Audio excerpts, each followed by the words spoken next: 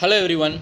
In our previous video, we have discussed about how to solve the problems in finding correlation covariance. In this video, we are going to solve another problem.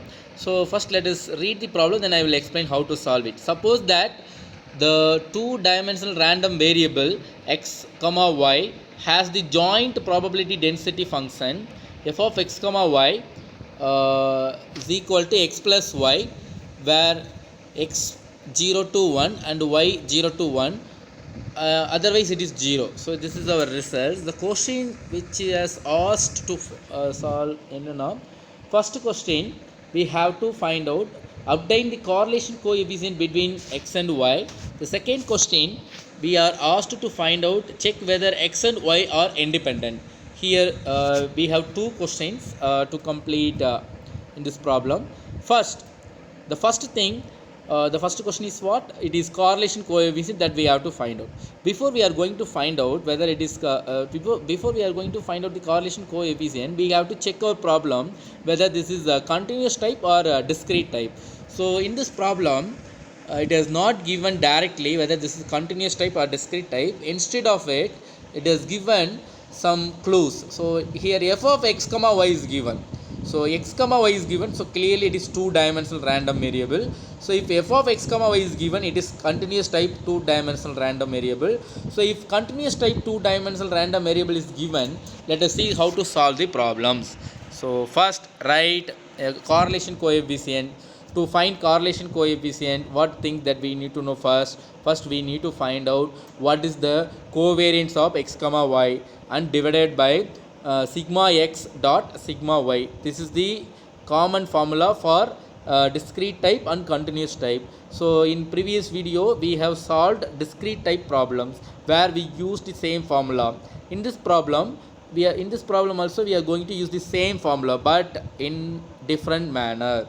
The solving method is different but formula is same because this is continuous type.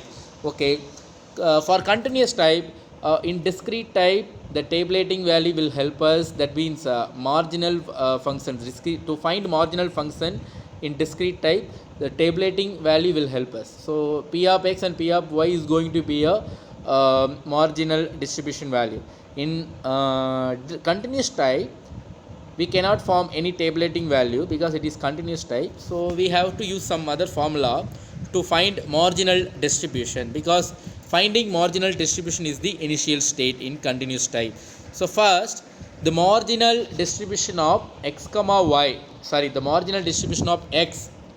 To find the marginal distribution of x, what is our formula? This is our formula. Our formula is f of x is equal to integral over minus infinity to plus infinity f of x comma y into dy. This is our formula to calculate marginal distribution of x. Now we know what is f of x comma y. It is given in our question itself. Okay, we just replace f of x comma y. Then let us come to here. What is our order? In terms of which order we have to integrate? Here dy is given, so with respect to y we have to integrate the given function. So as it is given y, so we have to write the y limits here. What is y limit? It is given in the question itself. So it is 0 comma 1. So from 0 to 1 it is going to be varying. Okay, now we have substituted all the results which we had in our question. What is our next job? We have to apply integration concept to integrate. So here with respect to y I am going to integrate. So it is xy, after if you integrate you will get xy plus y square divided by 2. Now substitute the limit values, then f of x equal to, it is going to be x plus 1 by 2. Similarly, you have to find out the marginal distribution of y. So to find marginal distribution of y, first write the formula. For x we have written here f of x, here f of dy. For y you have to write f of y is equal to integral of minus to plus infinity f of x comma y into dx. So marginal distribution of x and y, there is no major difference. In writing formula, the minor difference is dx x will come here y.